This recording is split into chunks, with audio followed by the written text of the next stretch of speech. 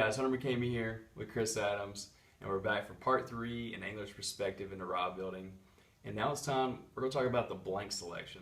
You know, part 2 we talked about your basic assembly, a quick rundown on how to do it.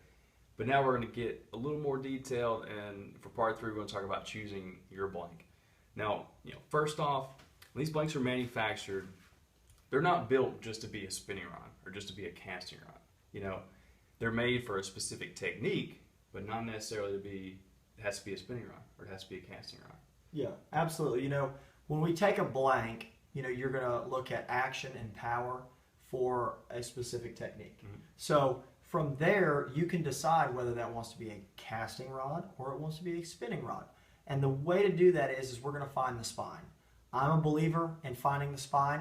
And what it is it is the part of the blank that you're going to deflect the blank, so you're going to apply a bend to the blank and you're going to roll it. Now, when you roll that blank and you have pressure applied to it, you're not going to jack this over like it's an Ugly Stick commercial from the 80s. You're going to apply a little bit of pressure and you're going to roll it in your fingertips, and that rod is going to jump.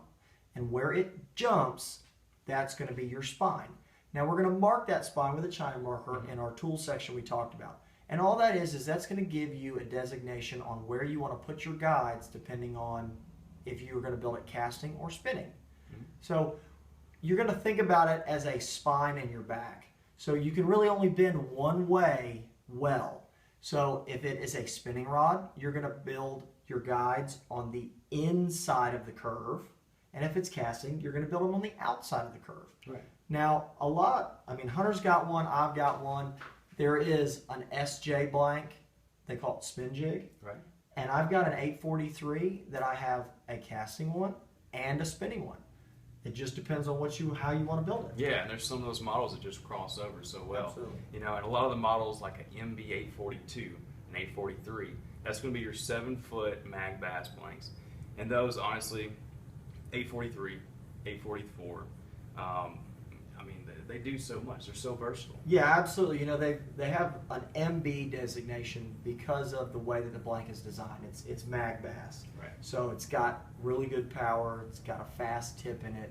And then, the guys at Mudhole have come up with these designations. If it's an MB 843, we're looking at 84 inches, so that's 7 feet. And we're looking at a 3 power, so that's going to be a medium heavy. And that transitions through the whole line. Yep, so that's right. And like Chris said, the designation, your 2 initials on the front are going to stand for your technique specific. Yep. For like an MHX and the SJ 842, that's going to be a spin jig blank, which spin jig, it has a little bit of power in the butt, but it has a light tip. A spin jig is very good for your a little bit more finesse techniques, your worming. Like a weightless Cinco if it's a casting rod. Absolutely. Yeah. And that's your designation for the technique specific. Moving on to the numbers, like he said, 842, 84 inches, and a 2 power. And so it's just so simple to identify each individual blank. Yeah, exactly. And some are transitions, and you've got an MB for mag bass. Then we can go all the way to the heavy stuff that is a flipping and punching rod. So we've got an FP 936. It's 93 inches, which is 7.9, and a 6 power, which some guys want to call it extra heavy. Some guys want to call it extra heavy. We had a guy that came into Mudhole the other day. We were chatting at the front counter, and he caught a tarpon on a FP 936. It's a flipping rod. He put a Calcutta 400 on it, caught a tarpon. Yeah, that's a blank we typically use to pitch like a 1 ounce jig, up against the reeds at Kissimmee or Okeechobee. Yeah, absolutely. That's 1.5 ounce tungsten, a gambler, why not? And we just rolling with it. Yeah, but this guy's catching tarpon. Yeah. It's crazy. The blanks are so versatile, and MHX has hundreds and hundreds of models. I don't know, there's probably 350, 400. Easy. And that's from ice rod blanks and fly rods and all stuff that I actually don't ever fool with. But yeah, absolutely. One thing Chris touched on with the spine. A lot of guys live by the spine, and that's fine. Another option too, if you get a blank that doesn't have a very defined spine, one thing you can do is actually build on the straightest axis. Just another tip, for the rod builders getting into it. If you're not comfortable with finding the spine, some people have difficulty with it. Don't worry too much about it. Find the straightest axis, build on that, and you'll be fine. Yeah, absolutely. So I mean that's just a few tips and try to break down what a blank and what its designations mean. And as we move through this series, we're going to move on to other components. Yep, we're going to dig into the next step. For part 4, we're going to dig into just the handle, and we're going to go through our butt cap, our rear grip, our real seat. Each guy out there prefers a different real seat. Maybe you like a split seat. And for your grips, you might like a complete full court grip, or you might like EVA. Yeah, absolutely. I mean, I've built a couple full court grips, and I just couldn't ever even imagine doing another one.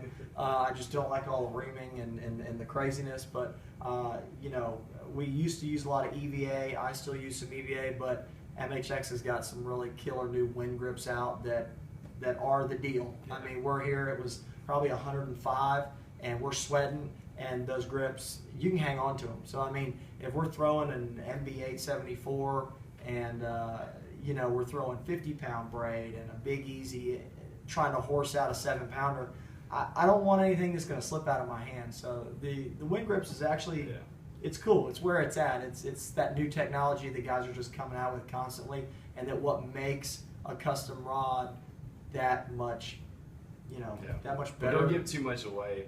We'll talk about grips in the next video. You guys stay tuned. We'll be back.